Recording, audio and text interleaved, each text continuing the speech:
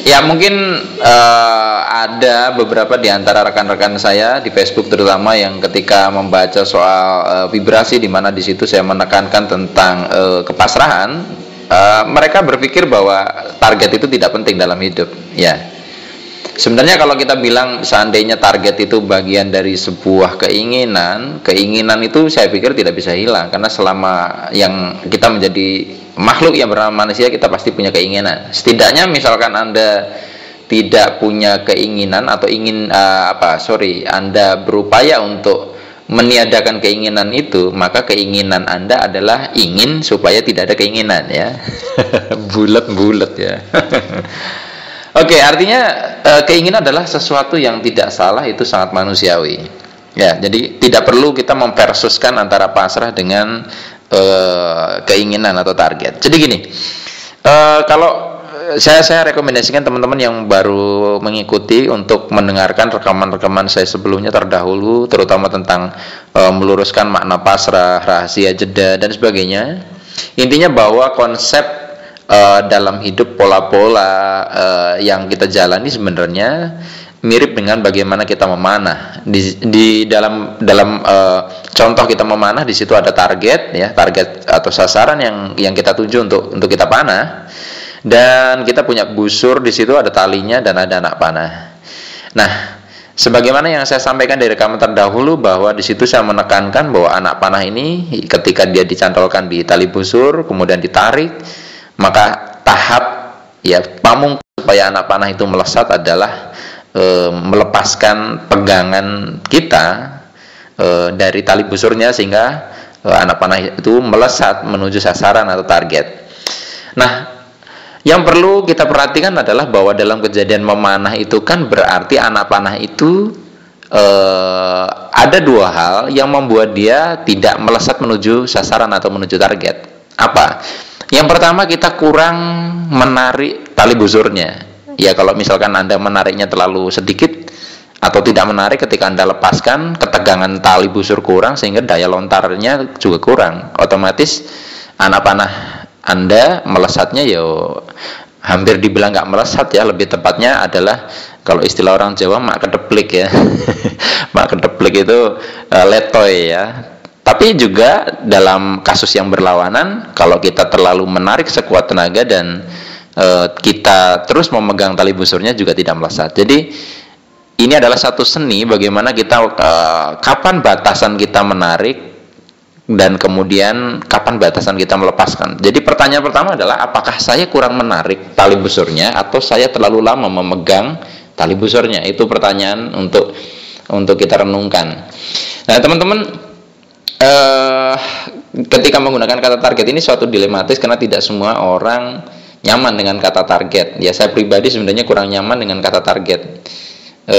Tapi saya menggunakan judul ini supaya lebih umum orang memahami, dan saya memang mengambil satu judul yang lebih emosional, ya. Karena ketika orang, waktu beberapa kali saya memberikan pelatihan di perusahaan terutama, ketika saya mengatakan coba Anda mengucapkan kata target, saya minta mereka mengucapkan beberapa kali, dan saya tanya bagaimana perasaan mereka ketika mendengar kata target. Dari beberapa kali penelitian boleh dibilang dominan dalam beberapa pelatihan saya tersebut, banyak yang tidak nyaman dengan kata target. Jadi seperti kejatuhan beban ketika bilang target aja, ini belum dilakukan, belum dicapai, belum diupayakan, sudah berat, merasa berat. Di sini kita bisa melihat bahwa kadang banyak orang seperti naik kendaraan, sibuk hanya menekan pedal gas, ya, sekuat tenaga, tapi mereka lupa bahwa kaki satunya mereka tuh menginjak rem, atau tangan mereka juga menarik rem tangan. Jadi orang fokusnya ngegas, ya, tapi lupa bahwa dalam dirinya itu banyak rem-rem yang perlu dilepaskan. Nah, perasaan tidak nyaman terhadap kata target itu sendiri juga bagian dari ngerem, ya, kita ngerem sehingga ya digas gimana pun ya nggak bisa melaju gitu. Nah, di awal ini saya bisa sampaikan bahwa kalau Anda tidak nyaman dengan judul yang saya angkat, ya, Anda bisa mengubah kata target ini menjadi apa? Contohnya menjadi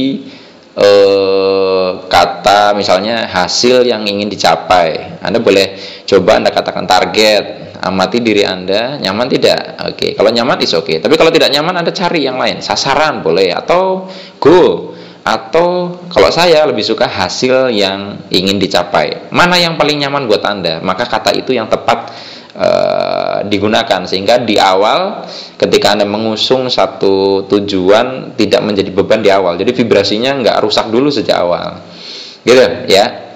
Dan terkait dengan target ini, saya pribadi sebenarnya juga masih banyak belajar tentang pola-polanya, tapi saya mengamati dari beberapa kasus saya sendiri, dari kegagalan-kegagalan kasus orang dan saya sendiri.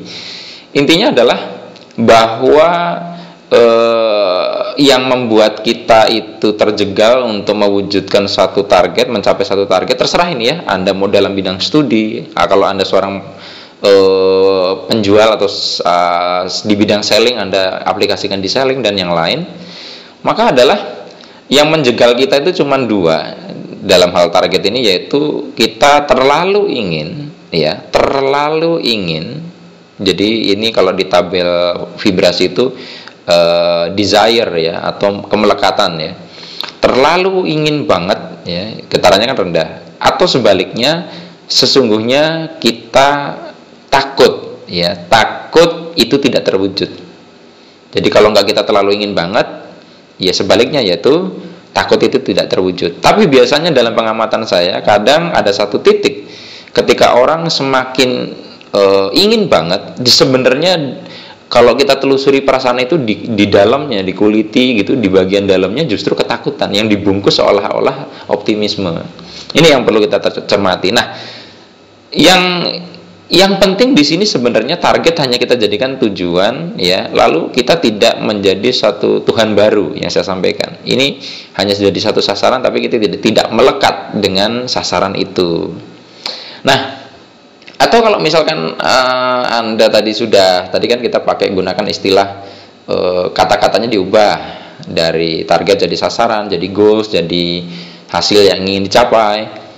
Ada juga yang mungkin sensitif dengan angka. Ya, misalkan Anda seorang di bidang marketing, Anda dikasih target yang tadinya biasanya Anda cuman 100 juta, kemudian tiba-tiba dikasih target 1 miliar, kan 10 kali lipat. Bisa kebayang? Meskipun Anda mengubah kata-katanya jadi hasil yang ingin dicapai, ketika dengar angkanya Anda sudah vibrasinya udah nggak bagus dulu kan. Nah, itu juga bisa disiasati adalah dengan mengubah angkanya. Nah, mengubah angkanya itu misalnya kalau Anda mendengar kata 500 juta itu rasanya gimana? Kalau rasanya berat, berapa angka yang Anda anggap nggak berat? Misalkan Anda menganggap angka 100 juta itu nggak berat, ya sudah, Anda bilang 100 juta dilakukan 5 kali. Coba amati diri Anda, apakah lebih damai?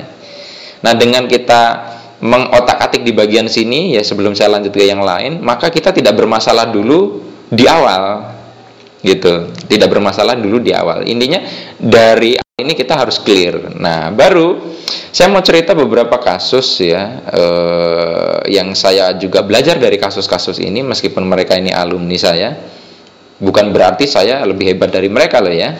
Saya bisa belajar dari mereka sebenarnya apa yang terjadi. Nah,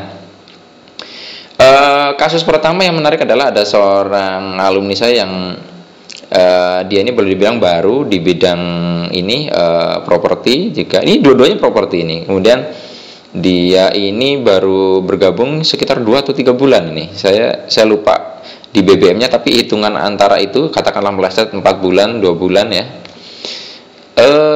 Dia BBM saya masuk sebagai top selling ya di tempat dia kerja, dan bisa menjual dalam waktu hitungan 2 bulan 3 bulan itu sebanyak 50 apartemen atau 50 apartemen dan ruko, dia bilang. Ini luar biasa ya. Tapi ada lagi ini kasus adalah dia ini sudah top selling selama 6 bulan dengan rating atau kemampuan closing dia di properti juga ya, alumni juga, antara 500 sampai 1 miliar, 500 juta sampai 1 miliar. Pada waktu di kelas dia bilang, bisa nggak Pak dinaikkan jadi 5 miliar, berarti kan boleh dibilang 5 kali lipatnya. Kalau kita bikin dia kemampuan setiap bulannya sebelumnya 6 bulan itu 1 miliar, berarti kan naik 5 kali lipat. Nah, ketika dia setting, ya nanti kita akan bahas, dia setting goal tersebut atau target tersebut, ya 3 bulan itu nggak ada penjualan, ya. Kebayang ya, bulan 1, 2, 3, 4, 5, 6 dia kurang lebih segitu, ya, masih hitungan bulan dia di situ. Nah, biasanya closing minimal 500 sampai 1 miliar, tiba-tiba spot gitu ya, nggak ada pasca dia setting target itu. Tapi pada bulan ketiga, ya, pada bulan 3 itu dia kontak saya, Pak, terima kasih, katanya omsetnya jadi 13 miliar. Wah, luar biasa ya. Dan dia kayaknya lagi sibuk menghitung royalti dia, ya, yang jumlahnya ratusan juta. Ya, senang aja ketika melihat teman-teman bisa mencapai sesuatu yang prestasi, ya. Nah, sebenarnya apa ya yang bisa kita lakukan ketika kita bicara tentang setting target ini? Sebenarnya banyak kalau Anda baca-baca buku atau Anda sudah belajar dari khasanah lain. Semua cara benar, tapi saya ingin sharing apa yang sebenarnya terjadi dengan 2 orang itu. Ya, kira-kira begini, bahwa tadi adalah yang perlu kita lakukan adalah bagaimana target itu tidak membuat kita jadi nafsu, tidak terlalu ingin, atau ada ketakutan bahwa itu tidak tercapai. Apakah pasti tercapai? Belum tentu. Sebagaimana ketika saya bilang, ketika anak panah ditarik kemudian dilepaskan, ada yang pernah menyanggah di kelas, loh, kalaupun misalkan dilepaskan kan juga belum tentu nancep di sasarannya. Iya, betul. Tapi lebih mungkin nancep dibandingkan kita pegang terus. Makanya istilahnya adalah everything is possible, bukan harus pasti. Ya, tapi everything is possible, mungkin, lebih mungkin. Nah, jadi gini, untuk kita bisa mengetahui apakah kita itu di dalam diri kita ngerem, ya tadi yang saya ceritakan seperti kita menjegal, melakukan sabotase terhadap target kita sendiri, adalah kita bisa berkomunikasi dengan program yang ada di bawah sadar kita, di dalam pikiran bawah sadar kita. Banyak cara. Anda bisa gunakan teknik yang sudah Anda pelajari. Tapi kali ini sederhananya, ya, bagi teman-teman yang mungkin baru pertama kali bersentuhan dengan wacana seperti ini, intinya gini, saya melihat bahwa yang paling mudah sekali untuk jadi ukuran adalah reaksi tubuh kita. Jadi saya mengamati bahwa tubuh ini didesain untuk tidak berbohong, ya, tidak berbohong. Tubuh itu jujur. Misalkan kalau misalkan Anda lapar, mau Anda berbohong sama orang, kamu mau makan? Enggak, saya sudah kenyang, ya. Tapi perut Anda akan kocok ya. Jujur kan? Jadi tubuh ini bisa dijadikan satu ukuran. Nah, banyak kadang orang kekeliruannya adalah dia hanya mengedepankan positive thinking, sementara vibrasi lebih bermain di positive feeling. Artinya pikiran positif juga disertai perasaan yang positif, sehingga vibrasinya akan jadi berlipat ganda. Nah, positive feeling ini bisa diukur, kita lihat dari reaksi tubuh kita. Apalagi kalau Anda misalkan lebih peka terhadap rasa, itu lebih bisa juga. Tapi pakai tubuh bisa kita gunakan, gitu. Nah, jadi caranya gini, misalkan dalam kasus yang tadi dari 1 miliar jadi 13 miliar, itu ya dia berkomunikasi dengan dirinya, atau target dia membayangkan mencapai target 13 miliar itu, tapi bukan dipaksakan. Seringkali kan kadang-kadang bisa ya, saya bisa mencapainya, hanya dipaksakan gitu, tapi tidak memperhatikan apakah ada penolakan. Nah, ketika melakukan itu, amati apakah bagian tubuh ada perasaan yang tidak nyaman atau tidak di tubuh Anda. Kalau misalkan tiba-tiba tidak nyaman, di mana yang tidak nyaman itu? Misalkan ketika Anda ngomong 13 miliar, atau dari target Anda 100 juta jadi 500 juta. Amati tiba-tiba kok tiba-tiba lehernya tegang, atau tiba-tiba kok perutnya langsung nggak enak. Nah, berarti tubuh sudah memberikan sinyal, dia sebagai jembatan antara kita dengan program di dalam diri kita, bahwa itu ditolak. Ada satu sabotase yang menjegal kita sendiri, sehingga vibrasinya tidak optimal, gitu. Sehingga kemungkinannya nanti jadi kecil, atau karena vibrasi kita rendah, nanti akan lebih banyak menemukan kegagalan melampaui yang seharusnya. Ya, kita kan bisa minimalisir kegagalan-kegagalan ini. Nah, ketika misalkan Anda set, saya mau nilai saya matematika 10 untuk semester depan. Amati tubuh Anda nyaman enggak? Kalau nyaman berarti it's okay. Tapi kalau ada satu perasaan tidak nyaman di dada dan ada bagian tubuh tertentu yang bereaksi, itu jangan diabaikan, berarti ada penolakan. Nah, kalau Anda ingin menggali lebih jauh tentang reaksi ini, Anda gunakan kata-kata sebaliknya. Misalkan Anda berbisnis, Anda mau invest 1 miliar, Anda kalau ketika mikir saya pasti untung 1 miliar ya, mungkin belum nampak reaksi, tapi kita bisa melihat aspek ketakutan itu ada atau tidak ketika Anda mengatakan, kalau investasi ini rugi, apa yang bisa, saya siap nggak ketika ini rugi?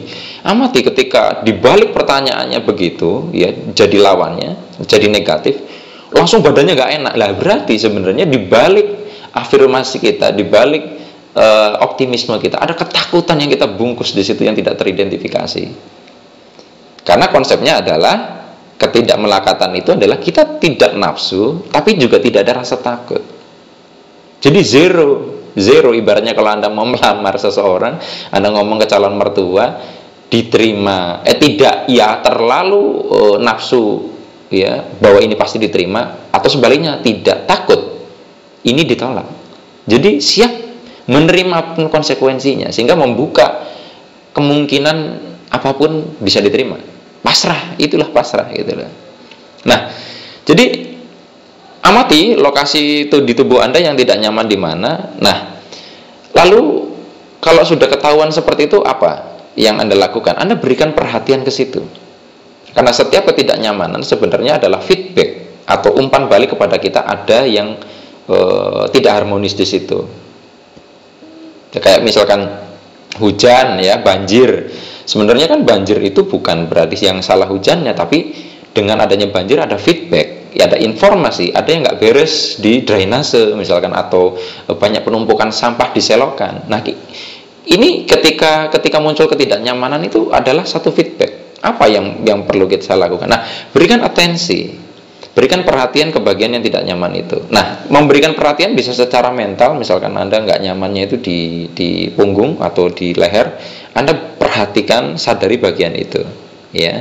Nah, kalau yang belum biasa menyadari gitu susah kan. Nah, untuk membantu Anda bisa mengamati dan menyadari, Anda sentuh bagian itu, disentuh, lalu Anda perhatikan, Anda rasakan, ya. Anda bisa menggunakan macam-macam ya. Kalau Anda suka dengan zikir, Anda boleh zikir, Anda terserah, bebas ya. Atau mungkin bisa menggunakan kata-kata yang saya gunakan di artikel saya di website, judulnya Just Accept It. Anda bisa ngomong sambil disentuh, misalkan, ya Tuhan, walaupun saya tidak nyaman dengan target sebesar ini, saya ikhlas, saya pasrah. Apapun itu caranya, terserah. Ya, sentuh bagian itu. Ya. Berapa lama? Ya secukupnya. Nah, kalau misalkan Anda belum mendapatkan ini ya,